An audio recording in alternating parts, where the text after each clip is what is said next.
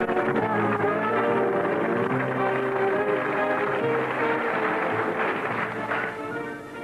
you, and good evening. We're returning to a subject we dealt with last week. Before that, we returned to one other subject that we dealt with last week, namely the bad news, good news jokes that we asked you to send in. I've got bad news for you and good news, the bad news first. Mrs. I.M. Lancaster of Ilford said, I've got bad news for you and good news, the bad news first. Here's a letter from our son's principal. He's being sent down for having a girl in his room. And now the good news, he's passed his biology exam. G.W. Pilson of Upper Wallingham, RSM to soldier, the bad news for you, you've been posted abroad. The good news, she's a cracker. Anthony, I never know whether this is Tiggy or Ty of Bushy, is right up to the minute. Policeman to motorist after crash. The bad news first. The doctor says you have 10 crushed ribs.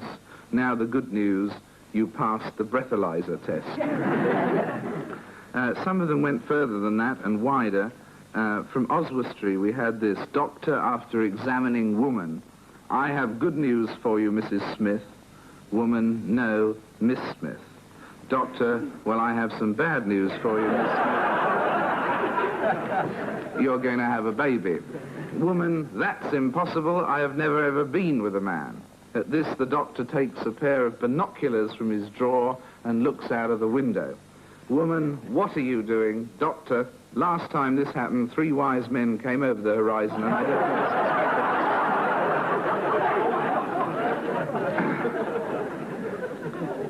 And Alan Iliff of Kiel, the bad news first. The Chinese have landed on the moon.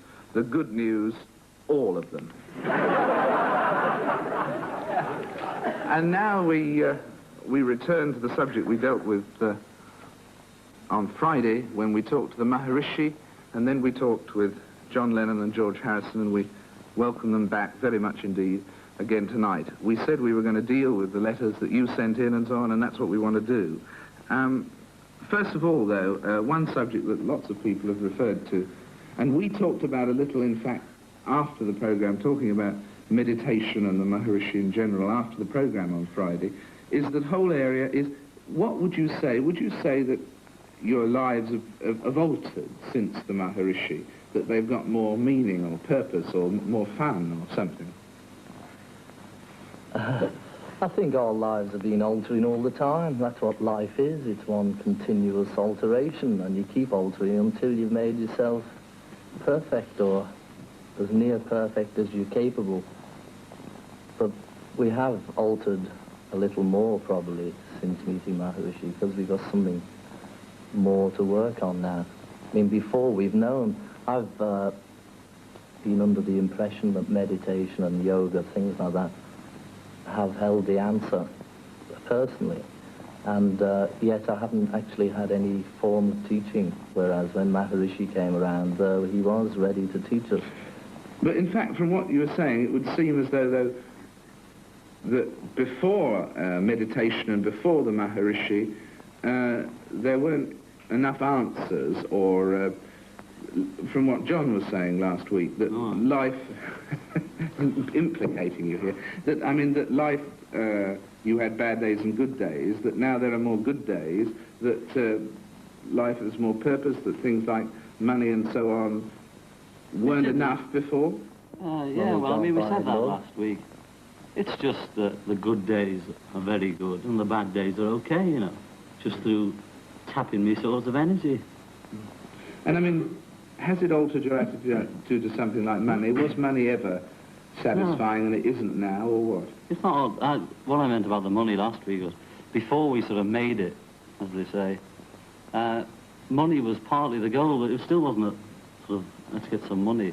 But we sort of suddenly had money, and then it wasn't all that good. You know? By having the money, we found that money wasn't the answer, because we had lots of material things that people sort of spend their whole life to try and get. We managed to get them at quite an early age. And it was good, really, because we learned that that wasn't it. we still lacked something, and that something is the thing that religion is trying to give to people. And now that you've got meditation, would you, now you have that plus, would you be as happy now if all the money were taken away? Yeah, I'd probably be happier, actually, because it's the, if you have some income, then you have some income tax. And if you have a big house, you have all the other things, headaches that go with it. So naturally, for every material thing you gain, there's always a little loss, whether it's mental or in some other way. You get a headache for everything you own, so if you don't own anything, you've got a clear mind. You get them all saying, give it away, no? Yeah. Yes, I mean, see, that's a lot of people seem to think that, that this was one of the things that was sort of too easy about meditation, that where Jesus Christ said, give everything away to the poor, the Maharishi says, just give 1 week's wages. I mean, do you think that's too easy? No, I mean, well, why is it too easy? It's better than not doing anything. Isn't it? You know, what's easy about it? When I'm quoting them, I'm not sure. His meaning for this meditation is to, so that people don't alter their day-to-day routine, but through the meditation, their routine will naturally become influenced by the meditation experience. So they can keep all the material wealth and things like that that they have. It's just like this gives them some spiritual wealth to go with it, and with that you're able to put the material wealth more into the true perspective. Instead of, I mean, you can use all the material things, like we've got them, and it's nice to have them, but we don't really believe in them, whereas some people who haven't the material things, they tend to believe in them. But if you had to choose at this moment between having meditation and all that goes with it, and having all your possessions, you would choose to give up the possessions? Yes. The Jade Gadney writes from Plumstead, London, about a friend of his who is a compulsive gambler, and he says that this friend is married with 2 children, and he says, could meditation stop the friend gambling? Now, does it, because he says that it was implied on Friday night that meditation helps people to do the right thing. Now, is it a practical aid like that? I don't know whether he could just do, I mean, you'd have to ask John that. Well, it'd help him, you know, he might see what he's doing a bit better. Maybe he wouldn't have so much time for gambling. You see, with the meditation, the natural thing, it comes consciousness expansion. And once a person's consciousness has been expanded, then things that they used to do, they probably have less meaning for them, because they're just able to see themselves a little bit more, a bit clearer. So consequently, things like gambling, probably the person would just see that it was pointless himself. Yeah, a lady writing from Gosport goes further. She's been practicing transcendental meditation for some time, and she says that you become more and more aware of all the dangers that exist in present living, and she finds that she avoids social things and withdraws because you find it such a strain to have patience with a senseless conversation, apart from it being an aimless waste of time. Well, thank you for coming. But now, I mean, can you see yourself getting as impatient as that with life on the superficial level? Is she doing the same one? Well, she calls it TM, but I mean, which I assume is. But she says there's various forms of meditation, and as we're trying this one, we're not able really to comment on hers. Obviously, hers isn't much cop. Otherwise, she'd be happy and able to go through society with whatever she needs to do. You know, this is part of this thing, is to stay and be able to do everything that you normally do, just to be able to do it easier. Can you were explaining sort of after the program was over on Friday, that, I mean, what the eventual aim of it is, and the eventual aim of life is, and the eventual point with meditation that you hope to reach. Scribbling on there again, if you like. What were you saying? Well, with this expansion of consciousness, these 3 states that we live in at the moment, like sleeping and waking and dreaming, they're all known as relative states, because It's all relative. Transcendental meditation takes you to that transcendental level of pure consciousness. But by going there often enough, you bring that level of consciousness out onto this level, or you bring this level onto that level. But the relative plus that level becomes cosmic consciousness. And that means that you're able to hold the full bliss consciousness in the relative field. So you can go about your actions all the time with bliss consciousness. Yes, that's right. And then can you go And then further there's than a that? higher one, yes, they go higher and attain what's known as God consciousness, and then higher still to one known as supreme knowledge, where the people who know about supreme knowledge know about all the subtle laws that control the universe. Consequently, they're able to do all those things that are called miracles. In actual fact, a miracle is just having knowledge of supreme law. And so that these people are able to do miracles, are they, when they reach this point, also able to live longer and do this? Yes, well, there's lots of cases. There's a book I've been reading about a yogi known as Shivapuri Baba. He lived to be 136, and when he was 112, he got cancer of the mouth and started smoking cigarettes and got rid of it. And there's another one. There's one who's in the Himalayas at this very moment, and he's been there since. I mean, it sounds pretty far out, you know, to the average person who doesn't know anything about this. But this fellow's been there since before Jesus Christ, and he's still here now, in the same physical body. Same suit. But I mean, so that from before Jesus Christ, and he's still there? They get control over life and death. They have complete control over everything, having attained that higher state of consciousness. And this is eventually the aim of anyone who takes that meditation. But a long, long time ahead. Well, I think They don't mean this Maharishi's... life. Pardon? I mean, they don't mean this life. You're going to get that miracle scene. But Maharishi's... Later. A few more lives, maybe. You might. Yes, when you've returned a number of times. Yeah. Yeah.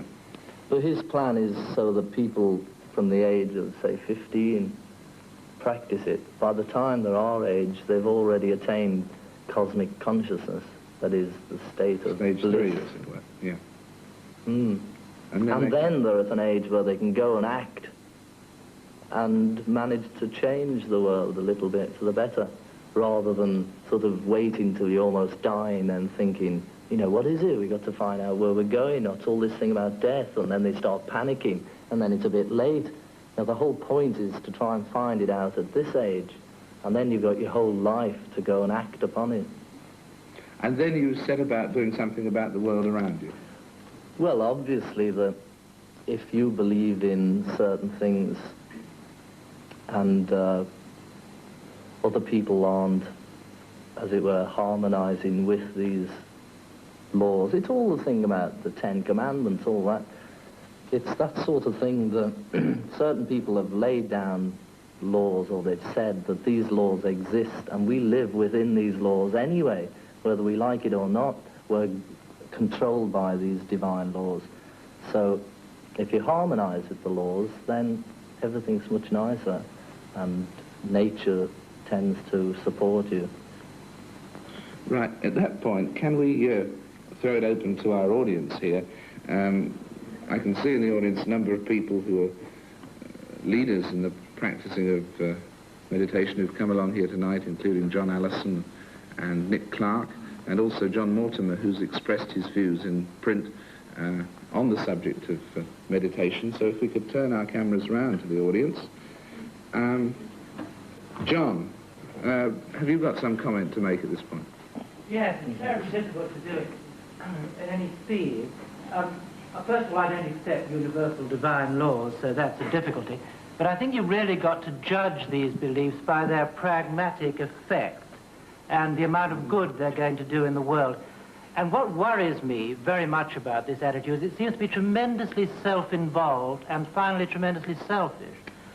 And the idea of sitting very quietly perfecting yourself while everybody else goes to hell around you seems to be not really For 20 minutes a day. the most, well, But it seems to me there's a great deal of very important things happening in the world. We're in a great crisis of history. And if we all wait to perfect ourselves, nothing will be done about it. But it's 20 minutes in the morning, so you can go out and do something about all that. All right, if that's all it is. Listening to what we say. But you see, this kind of doctrine of universal love, in a way, seems to me to end up by not really caring about anybody very much. Well, that's what I your think point. one needs is a little well-aimed loathing at things like President Johnson and Ronald Reagan and so on, and not sitting in San Francisco watching the flowers grow and letting Governor Reagan be elected perhaps Well, that's to not the the presidency same of the thing, you United know. I mean, States. that's watching the flowers grow in Haight-Ashbury is not what we're talking about. No, but I think that nothing that you've said has seemed to me to have any real consciousness of the historical crises in which other people are getting involved. But this is the whole point of this whole situation. This is in order to expand the conscious capacity of the mind for right action. And if the intelligence is increased, and if the contentment is increased, and if the energy is increased, this all comes to bear upon whatever the moment may be. Well, This is the whole purpose of this teaching, is for action.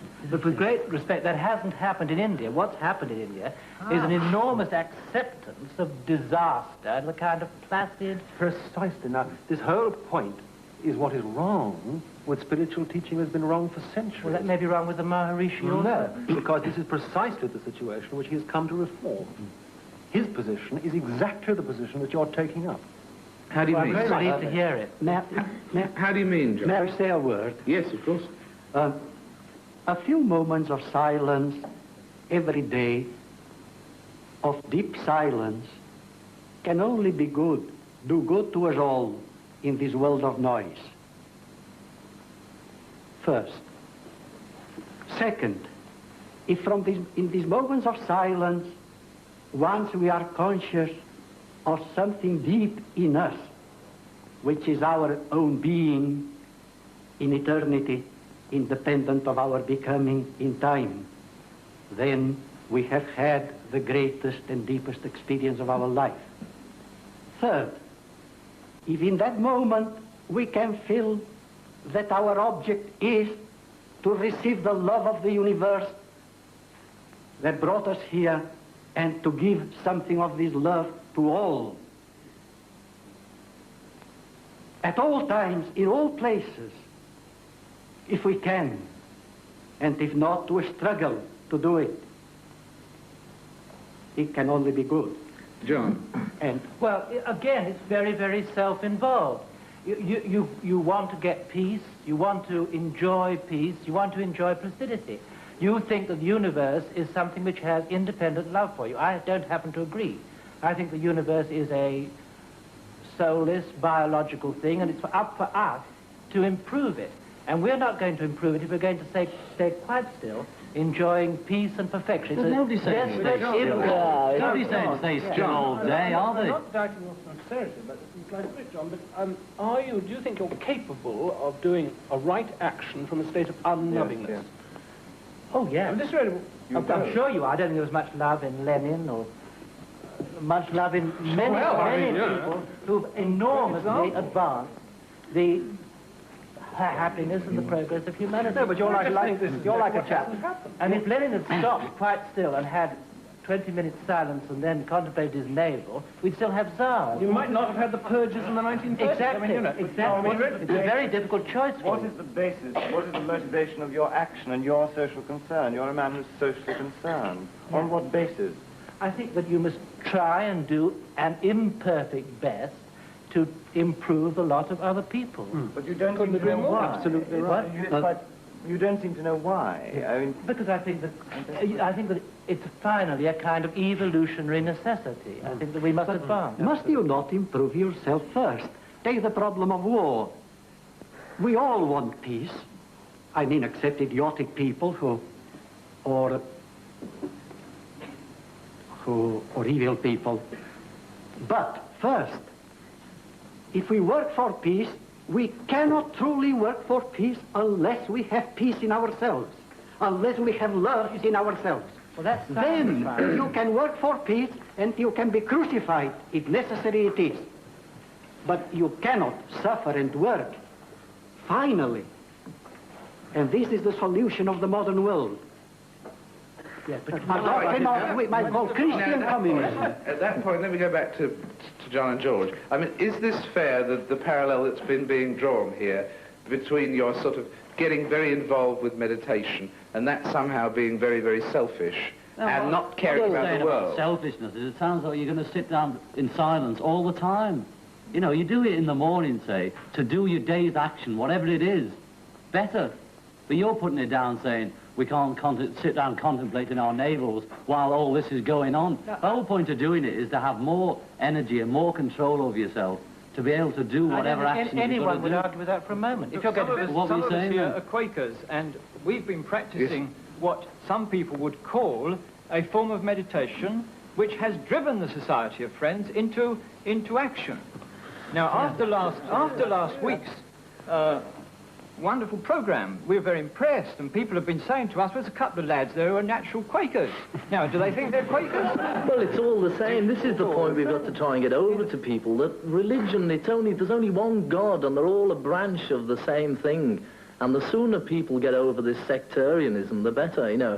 I mean, I'm a Quaker, I'm a Christian, I'm a Buddhist, and I'm a Hindu, and it's all the same. Well, that's what Quakers have been saying for the last 300 years. Yes. Part of the divine in all of us. Bully for the Quakers. But I want to come back on this thing of action.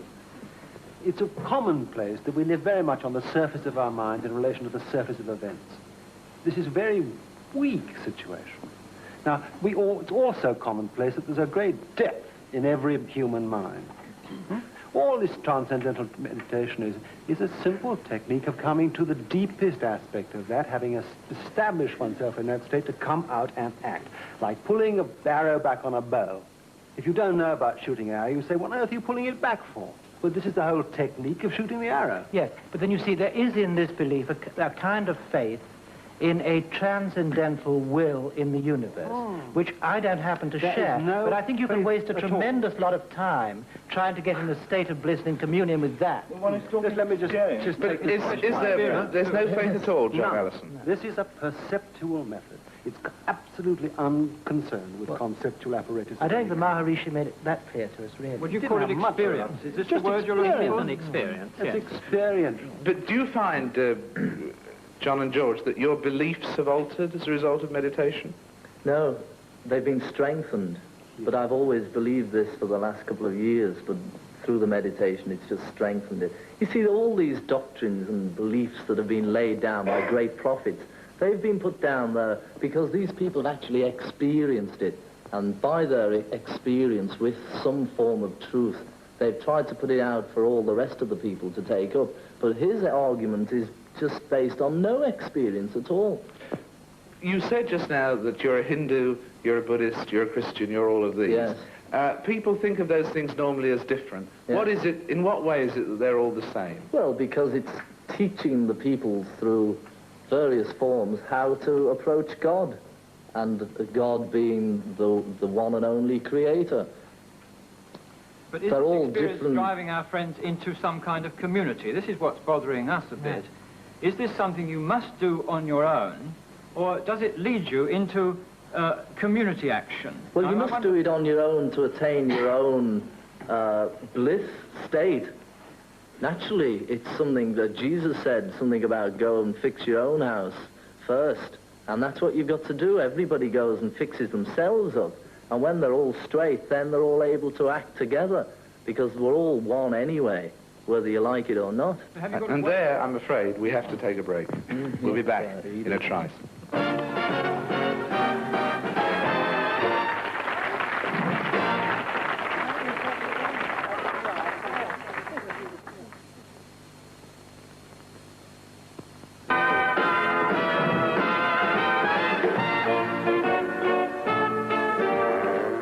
Welcome back.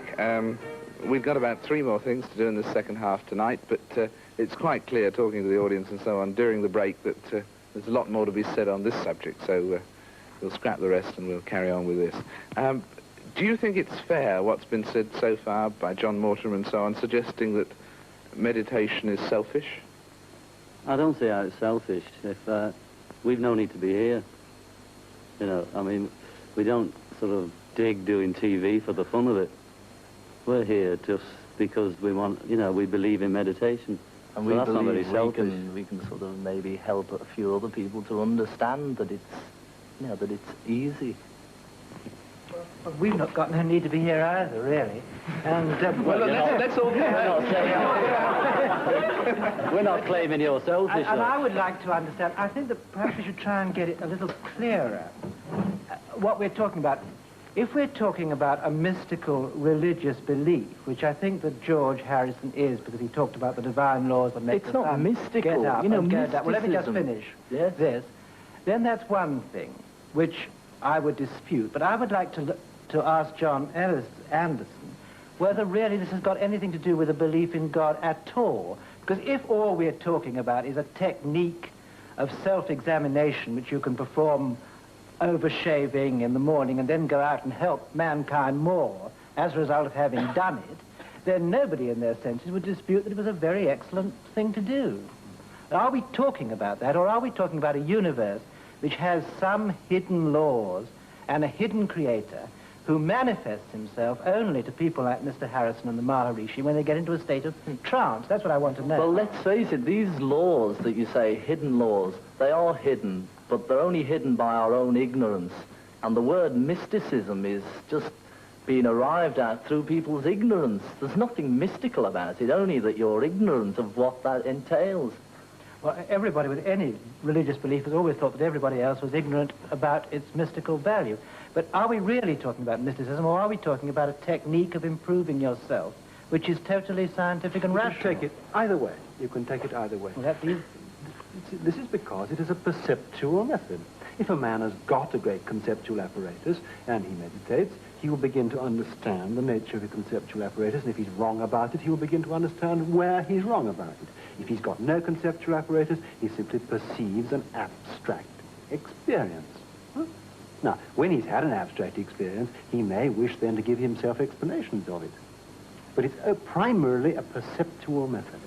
And how, for everybody, do you define the word perceptual then? Experience, rather than thinking about something. Not an idea, not an attitude, not a belief, an experience.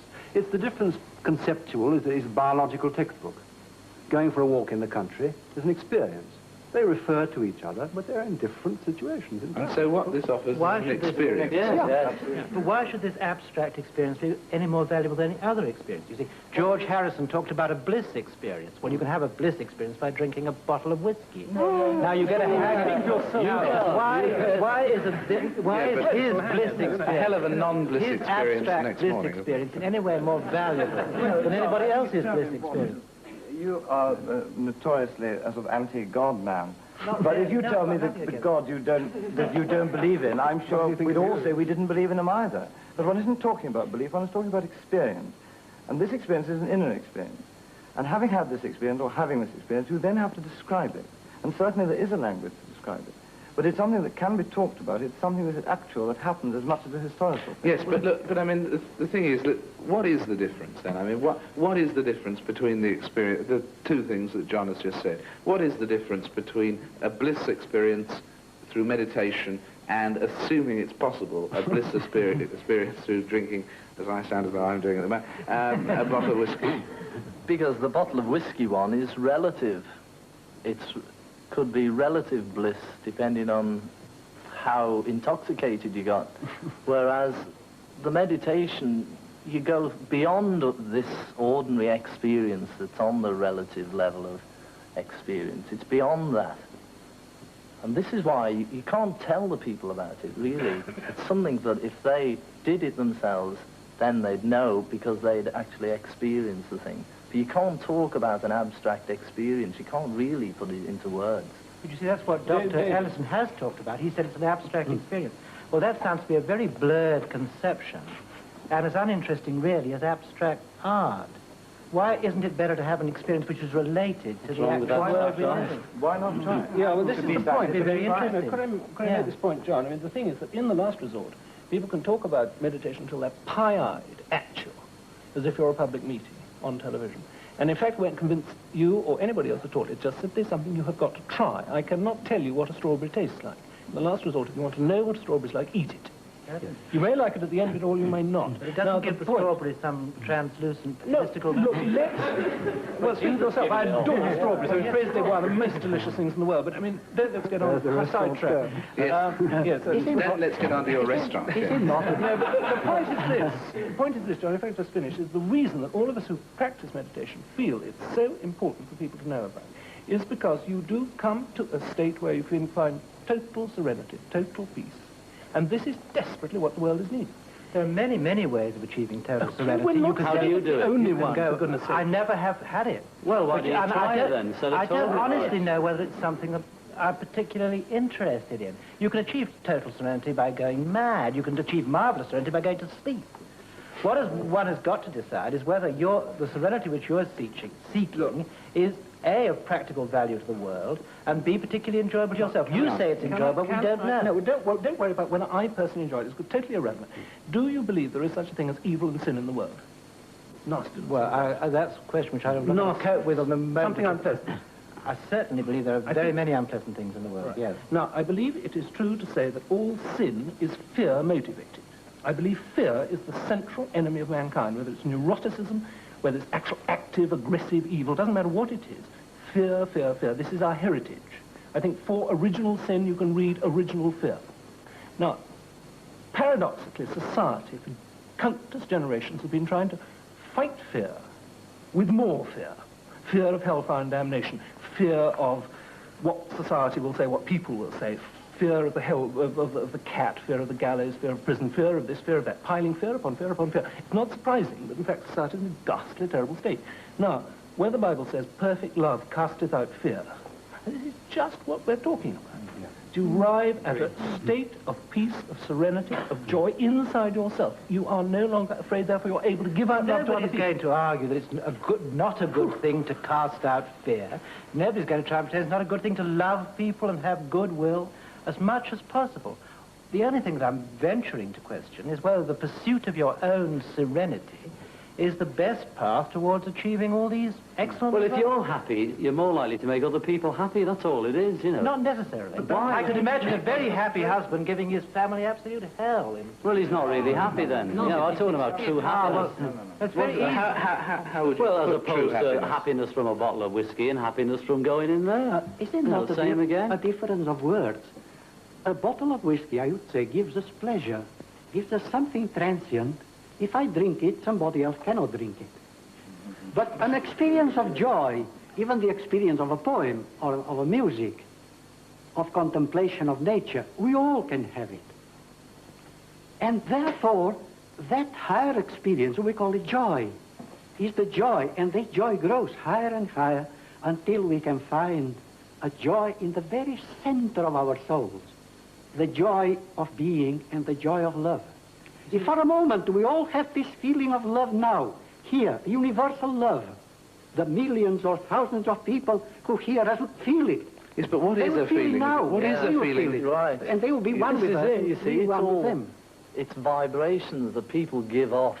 I mean, if somebody's happy, then he gives off a good vibration, as opposed to being annoyed, he'll give off a bad vibration. It's something like that. If you get a lot of people, like when we first went to Bangor, we met all these meditators. And it's so obvious just by seeing the people, because they give off this peace and happiness. And that's the thing, the more people who do it, the more the vibration, and that's the influence for everybody else. The bigger the vibration, the more people receive it, and the more the other people will believe it. You see, there were a lot of Christian saints who spent their time nude up in convents, carefully cultivating their inner sincerity and grooming the perfection of their own souls. And there were other saints, I suppose, who went out into the world and tried to improve a lot of other people. And I think you simply have to choose which you admire the most. But sometimes This you is don't... an eat it scene, John. This is literally a cake and eat it scene. I agree with you that there have been techniques, and there probably still are techniques, of people withdrawing totally from the world and living in a cave or sitting on the top of a pillar and doing absolutely nothing at all, apparently doing nothing at all. Maybe they feel wonderful, and they're quite validly, you say, what good do they do? Now, all Maharshis come to do in the West is to teach every single one of us what... Look out, Charlie. Look out, yeah. Ah, the end of the world. That's, yes. Rivals. No, it's someone who's just drunk a bottle of whiskey. Sheer cosmic consciousness at work, obviously. No, what was I saying? You're not expected to remember. You're not expected. No, this whole point is that it is a technique whereby somebody, whatever you're doing, or maybe frightfully busy, you just meditate for 20 minutes, 25 minutes, half an hour, twice a day, and you come back slap bang on with very much more energy to get on and do things. But this is being talked about as though this is something new. Is this? Are you claiming this is something? No, it's ancient, older than time. That you are expressing in a new way something that has been with us all the time. Yes, yes, and it'll always be here. But it has to be rediscovered from time to time, because our society, as it goes on, overlays it with materialistic concerns. We build a nice structure for ourselves, we're getting at the money, we're building ourselves a nice career, and we're kicking other people in the teeth while we're doing it. And then you continually we have to rediscover a true depth to the yourself. thing that people were concerned about after Friday's thing was that this meditation, while it may do something for the individual, was not also concerned with the other 50% stopping us or other people kicking each other in the teeth. Now, today it's clear that the way John Allison, George and John see this thing, it equally then reacts on the way you live and the way you behave and the way you care about other people. But I don't think it is the meditation that does that, is it? Right. It's that we're rather fortunate to have three exponents here who do care. You could be an exponent and not give a damn, couldn't you? No. What you've just said is that... you can't find your way towards... Not a matter at all. You see, one thing that hasn't been said, that state of pure consciousness, which what attention is led to in meditation, is the same in everybody. Come to that state, this is union with the whole creation. Having established that in the mind, you come out and act. Little by little, as you go on, year after year meditating, more and more and more of that comes out. So in the midst of your dynamic, frenzied activity, that is not overshadowed, and that becomes automatically expressed by your action. Then you're back on a mystic faith and a universal conscience. Right, one last question, because... Mystic all the time. You know, there's nothing mystic about mystic. You know, it's just a word that people have invented because they don't understand it. But, all right then, John, what is then the difference, would you say, between John Lennon before meditation and John Lennon after a few weeks of meditation? Well, before I wouldn't have been here. I've got more energy and more happiness. I don't know about intelligence. I'm just happier.